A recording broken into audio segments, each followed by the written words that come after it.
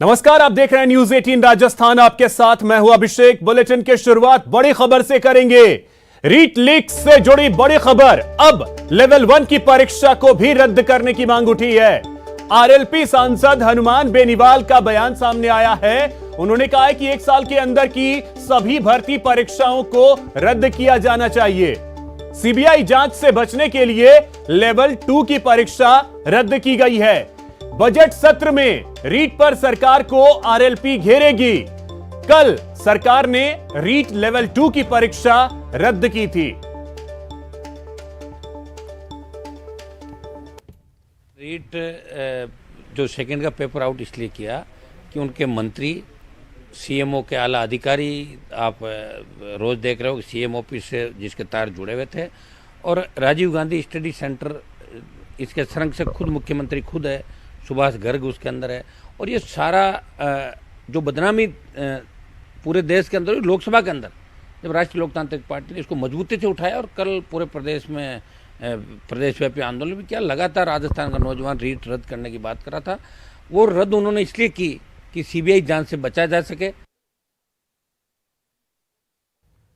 वहीं रीट लेवल 2 की परीक्षा रद्द करने के बाद कांग्रेस रणनीति तैयार कर रही है, तो बीजेपी ने भी रीट पेपर लीक को लेकर अपना रुख सख्त कर दिया है। बीजेपी सीबीआई जांच से कम पर मानने को तैयार नहीं है और संकेत दे रही है कि विधानसभा में इस मुद्दे को जोर शोर से उठाएगी। और यह आशंका है कि सीबीआई की जांच होती है तो बड़े बड़े लोग जेल जाने की तैयारी करेंगे, और इसलिए सरकार सीबीआई से पीछे हट रही है, प्रमाण भी दे रही है और पीछे भी हट रही है। रीट लीक्स पर बीजेपी के तेवर तल्ख। न्याय के लिए भीख मांग नहीं रहे, हम न्याय चाहते हैं। और न्याय करने के लिए मेरी एसओजी एसपी साहब की हिम्मत नहीं होगी अशोक राठौड़ की कि सुभाष गर्ग को बुला करके उसको पूछे कि ये हुआ क्या। सीबीआई जांच पर बीजेपी का जोर। रीट की परीक्षा पत्र लीक नहीं हुआ वीक सरकार में, ये रीट की परीक्षा पत्र चोरी हुआ और परीक्षा से 1 महीने पहले सौदा हुआ, 5 करोड़ रुपए का सौदा हुआ। रीट लीक्स को लेकर सरकार ने भले ही कदम उठाए हों, लेकिन बीजेपी मानने को तैयार नहीं है। गांधी सर्किल पर बीजेपी विधायक दल ने धरना देकर सरकार पर जोरदार हमला बोला। पार्टी रीट लीक्स मामले में सीबीआई जांच से कम पर मानती नहीं दिख रही और संकेत साफ है कि विधानसभा के सत्र में जोर शोर से रीट पेपर लीक के मुद्दे को बीजेपी उठाएगी, क्योंकि ये लाखों बेरोजगारों से जुड़ा मामला है। अब लेवल 2 को निरस्त करके ये प्रमाण सरकार ने दे दिया कि धांधली हुई है, बड़ी हुई है। एसओजी की जांच से प्रमाणित हो गया कि बड़े पैमाने पर हुई है।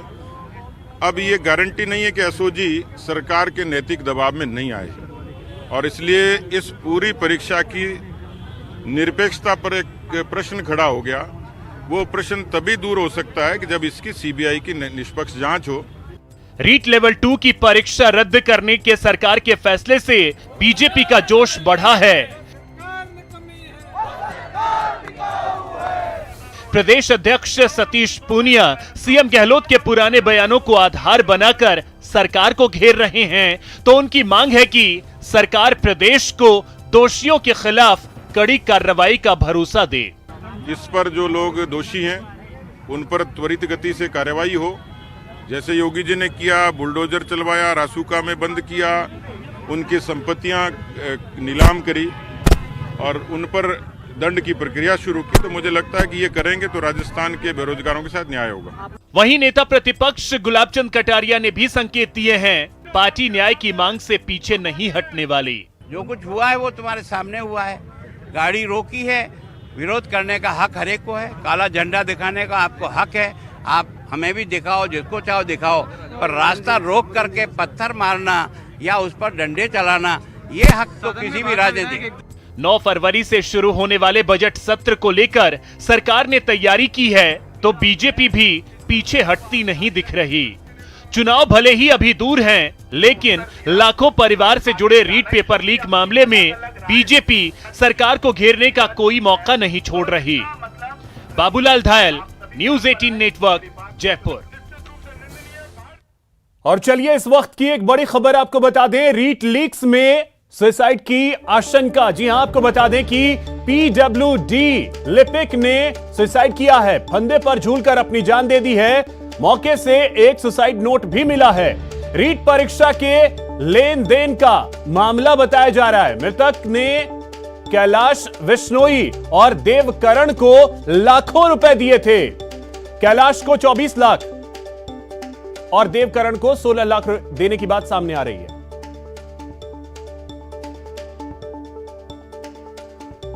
तो आपको बता दें कि टोंक में पीडब्ल्यूडी के क्लर्क ने सुसाइड कर लिया। यह बड़ी खबर टोंक से है, जहां पर रीट लीक्स से जुड़ा एक मामला सामने आ रहा है, जहां पर जानकारी मिल रही है कि टोंक में पीडब्ल्यूडी के एक क्लर्क ने आत्महत्या कर ली है। एक सुसाइड नोट भी मौके पर मिला है। रीट परीक्षा के लेन देन का मामला बताया जा रहा है। मृतक ने कैलाश विश्नोई और देवकरण को लाखों रुपए दिए थे। इस बात की भी जानकारी सामने आ रही है। तो आपको बता दें कि आसपास के अभ्यर्थियों से मृतक ने पैसे लिए थे। दौलत पारिक हमारे सहयोगी अधिक जानकारी के साथ जुड़ गए। दौलत, क्या जानकारी है? मैं आपको बताना चाहूंगा कि टोंक जिले में ये एक मामला है। नगर फोर्ट थाना इलाके का रानीपुरा गांव है। यहाँ का पीडब्ल्यूडी लिपिक है, जो बूंदी जिले के हिंडोली में कार्यरत है। देर रात ही घर आया था कल, और आज इसने सुसाइड कर लिया। सुसाइड करने के बाद में जिस तरह की चीजें सामने आई, वो पुलिस अधिकारियों से बातचीत भी हुई। उसके मृतक के परिजनों ने एक सुसाइड नोट भी दिया है, जिसमें रुपए का लेन देन को लेकर बातचीत हुई है कि कर्ज के तले ये दबा हुआ था। लोग इस पर दबाव बना रहे थे, पैसे के वापसी मांग रहे थे, और उसके दबाव में ये मानसिक प्रताड़ित होकर इसने सुसाइड किया। हालांकि पुलिस अधिकारियों को रीट से जुड़ा हुआ रीट परीक्षा से जुड़ी हुई चीजें वो नहीं बता रहे कि रीट से जुड़ा हुआ लेन देन था, लेकिन कहीं ना कहीं परीक्षाओं से जुड़े हुए अभ्यर्थियों से इसने पैसे लिए थे और मोटी रकम इसने दी थी।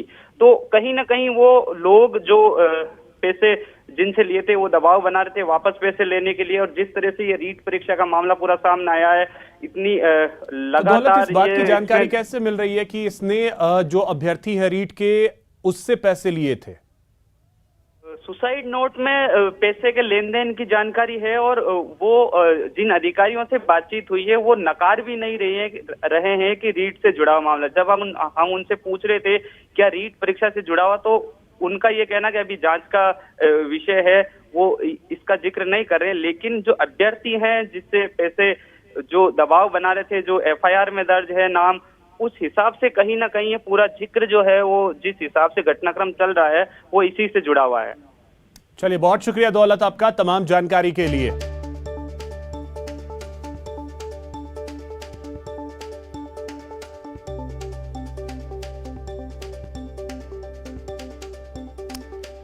तो एक बड़ी खबर आपको बता दें, मृतक ने कैलाश विश्नोई देवकरण को पैसे दिए थे। इसको लेकर के जानकारी मिल रही है। टोंक में पीडब्ल्यूडी के क्लर्क ने आत्महत्या कर ली है। अब पुलिस मामले की जांच कर रही है। एक सुसाइड नोट मिला है जिसमें पैसे के लेन देन की बात लिखी गई है।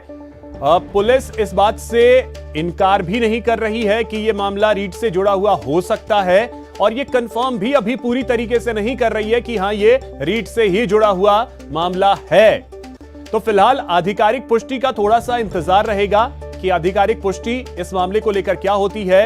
एग्जैक्टली जो सुसाइड नोट है उसमें क्या कुछ बातें लिखी गई हैं, क्योंकि बात यह सामने आई कि जिसने आत्महत्या की है, मृतक ने पैसे लिए थे रीट के अभ्यर्थियों से। इस बात को लेकर के जानकारी आ रही है। तो आशंका यही है कि रीट लीक्स में ये टोंक का जो पीडब्ल्यूडी का क्लर्क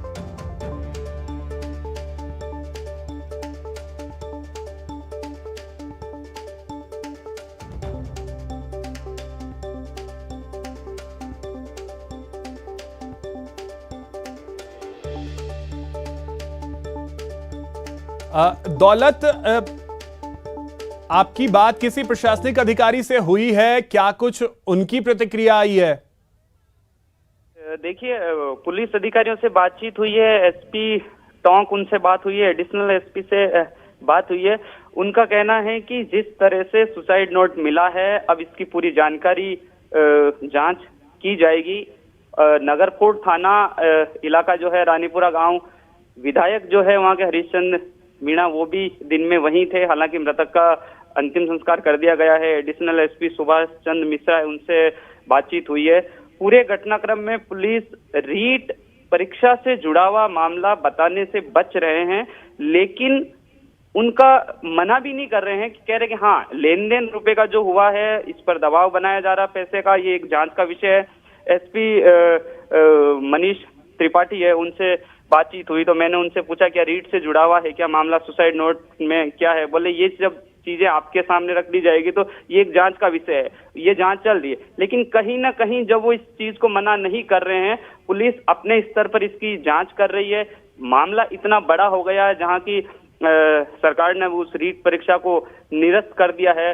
पूरा हाई लेवल मामला, तो पुलिस कहीं ना कहीं इस जांच को बहुत ही गहन तरीके से करना चाह रही है और कोशिश कर रही है कि मामला इतना ज्यादा हाइप में नहीं है। लेकिन अब जब मीडिया में आने के बाद में सुसाइड नोट भी आ गया, एफआईआर भी दर्ज हो गई है, परिजनों ने जिस तरह के आरोप लगाए उस हिसाब से पुलिस उसका यानी कि जांच कर रही है पूरी। तो ये बात को लेकर के जानकारी मिल रही है कि जो सुसाइड नोट है एग्जैक्टली उसमें जिक्र किस किस चीज का किया गया है, सिर्फ पैसे के लेन देन या इसके अलावा, तो उसके बारे में कुछ प्रशासनिक अधिकारी बता रहे हो?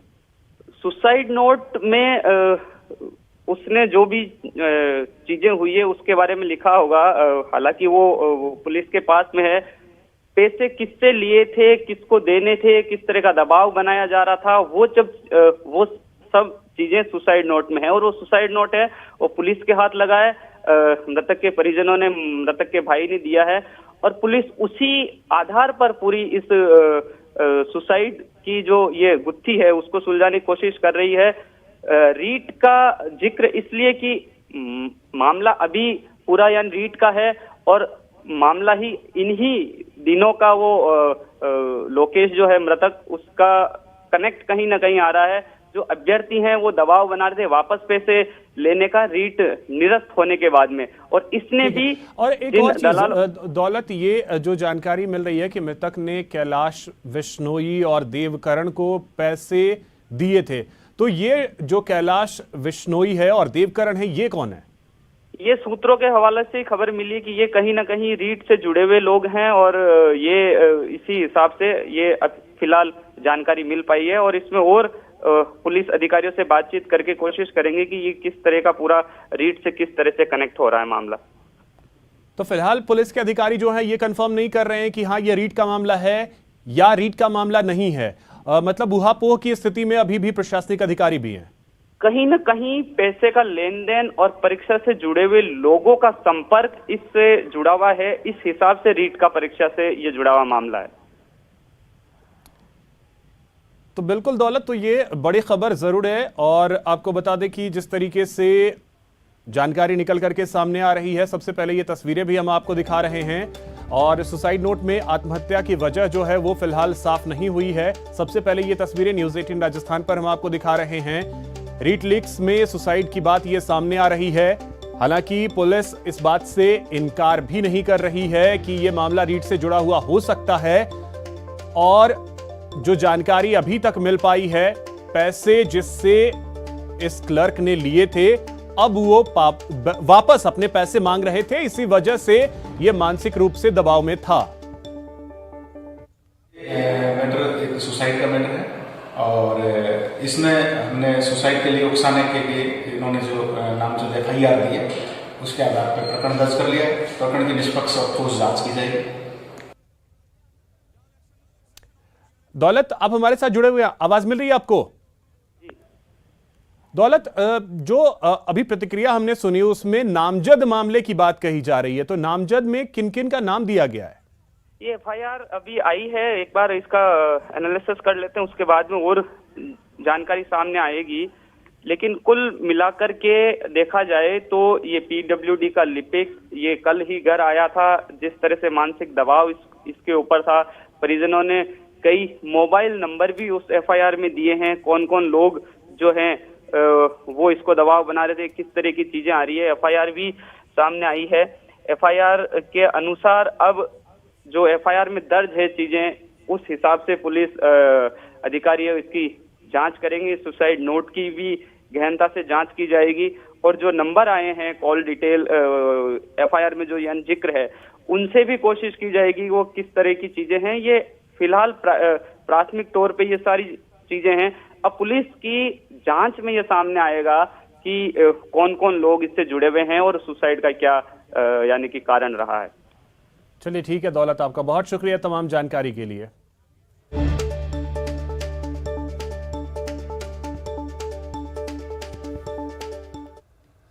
राज्यसभा सांसद किरोड़ी लाल मीणा ने भी पत्र में इसी तरह की बात कही है। पत्र में किरोड़ी लाल ने रानीपुरा निवासी लोकेश की संदिग्ध मौत का कारण रीट से जुड़ा होने की आशंका जताई है।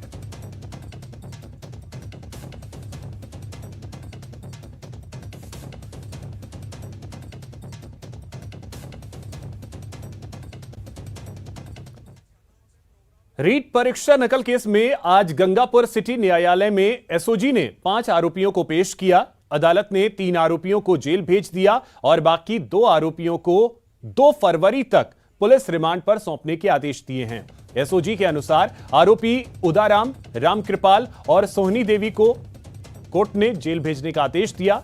आरोपी प्रदीप पाराशर और भजन लाल को पुलिस रिमांड पर सौंपने का आदेश दिया गया है। प्रकरण के अंदर आज 5 मुलजिम पेश किए गए थे, जिनमें उदाराम, रामकृपाल और सोनी देवी को तो जेसी फरमाया है आदेश, और डॉक्टर प्रदीप पाराशर और भजन लाल को जो है हमें 12 तारीख तक का पीसी मिला है, उससे अनुसंधान की जाएगी। यहां रुकेंगे एक छोटे से ब्रेक के लिए। ब्रेक के बाद बात बजट सत्र की।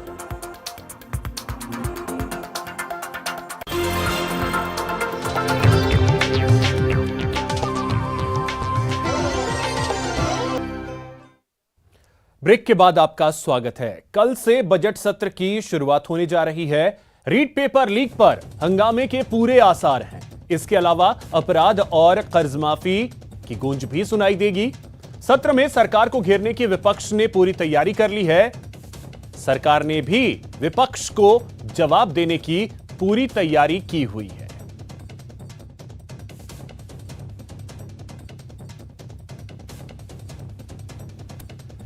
तो और अधिक जानकारी के साथ सहयोगी सुधीर शर्मा सीधे जयपुर से हमारे साथ जुड़ रहे हैं। सुधीर, कल से अगर देखा जाए इस बार का बजट सत्र हंगामेदार तो होगा, इसके पूरे आसार हैं, लेकिन बजट सत्र है भी बहुत महत्वपूर्ण। देखिए, बिल्कुल बजट सत्र बहुत महत्वपूर्ण है, क्योंकि बजट सत्र के दौरान प्रदेश का बजट पेश होगा। 23 फरवरी को बजट पेश होने जा रहा है।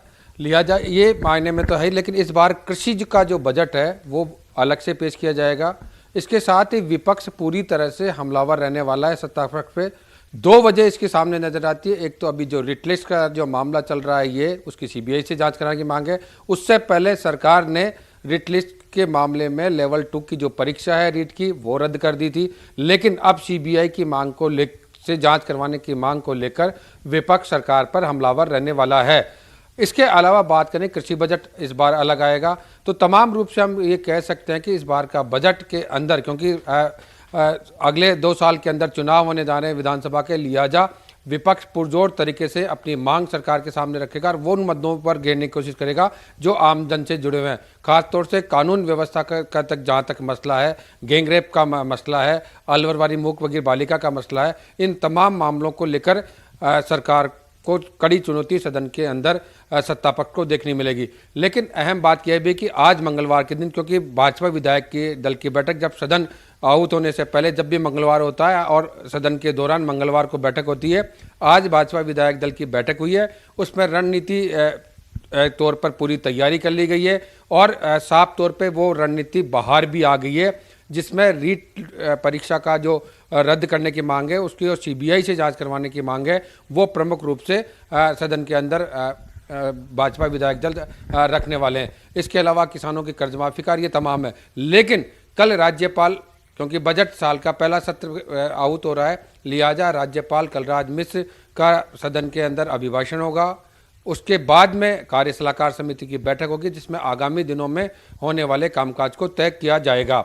माना जा रहा है कि ये बजट सत्र में 18 से 22 बैठकों के बीच में होगी, क्योंकि 4 दिन राज्यपाल अभिभाषण पर चर्चा होती है, सरकार का जवाब आता है, फिर बजट पेश होता है, फिर बजट पर चर्चा होती है 4 दिन की, फिर 8 दिन तक अनुदान की मांगों पर चर्चा होती है। माना जा रहा है 20 से 22 मार्च तक ये बजट सत्र चलने वाला है। जी चलिए, बहुत शुक्रिया सुधीर आपका तमाम जानकारी के लिए। यहां रुकेंगे एक छोटे से ब्रेक के लिए।